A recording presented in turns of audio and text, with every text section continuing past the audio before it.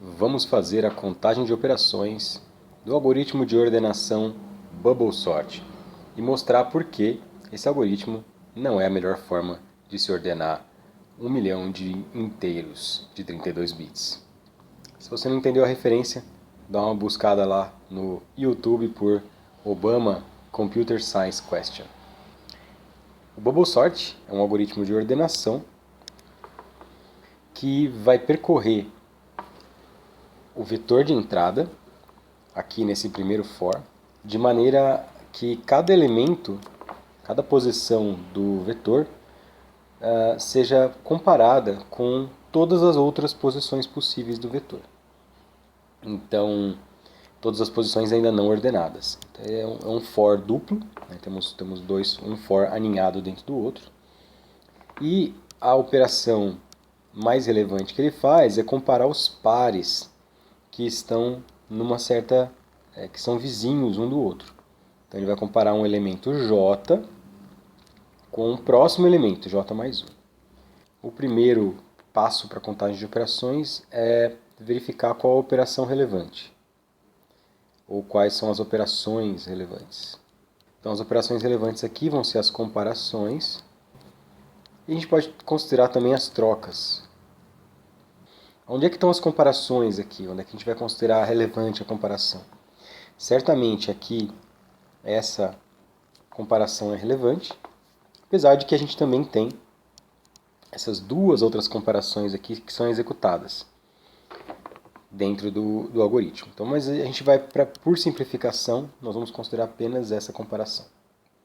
Essa versão do algoritmo ela é uma versão razoavelmente eficiente, se é que podemos dizer assim, porque ela tem alguns pontos.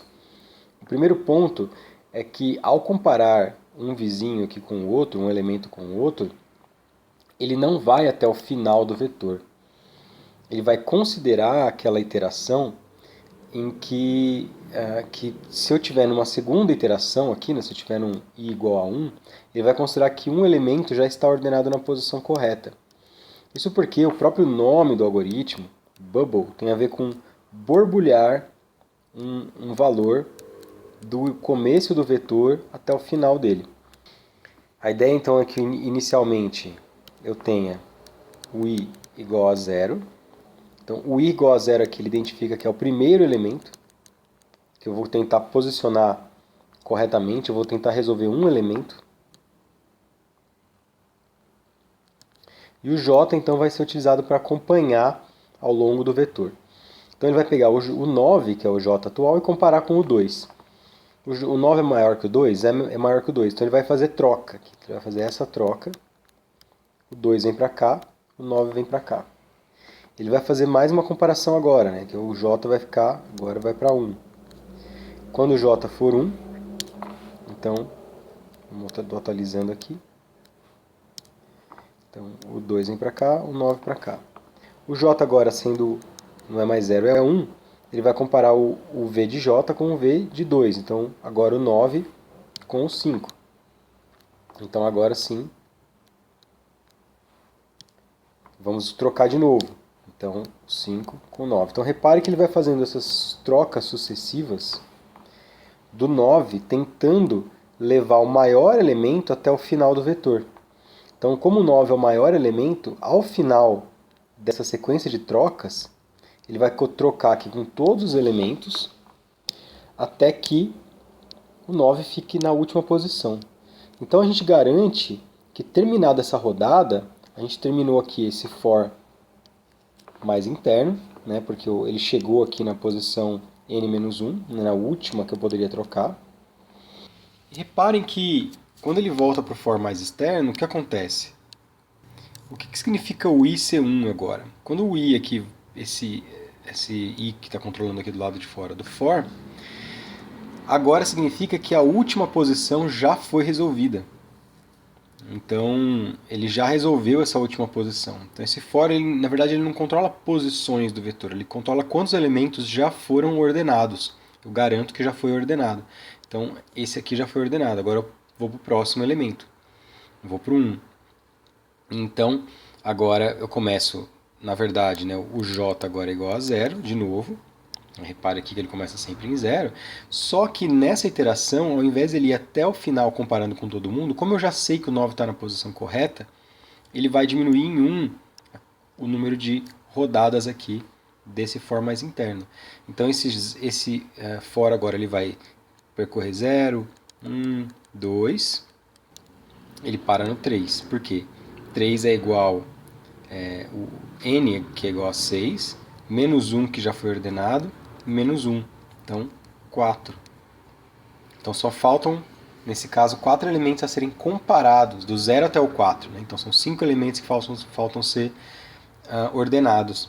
Então ele só vai rodar do 0 até o 3. Então são esses elementos aqui que ele vai comparar com o da frente, para ver se troca ou não.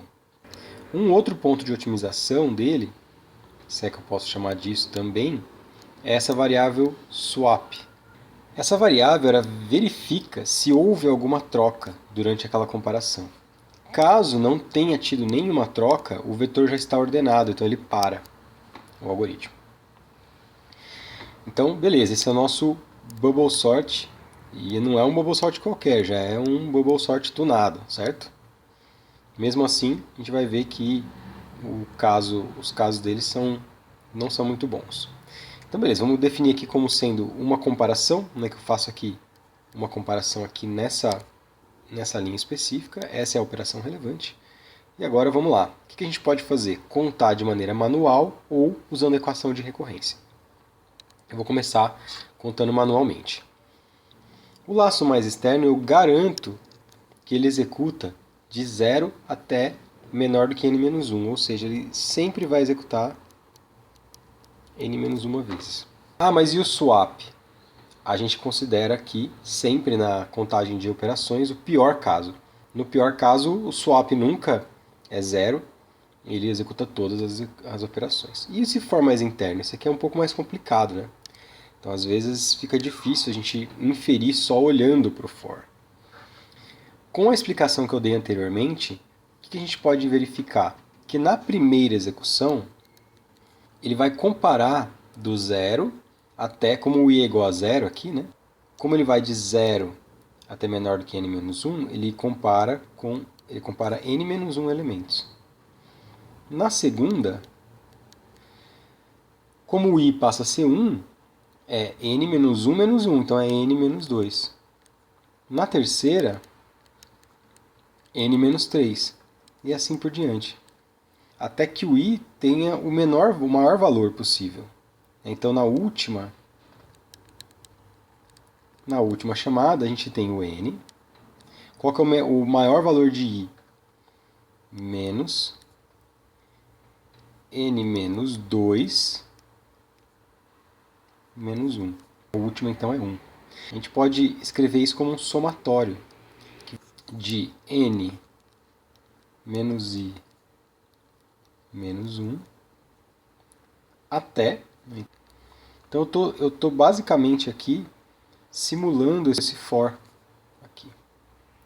A gente pode escrever a somatória invertida também. Daria para fazer com i igual a 1, que é a primeira chamada, até n menos 1.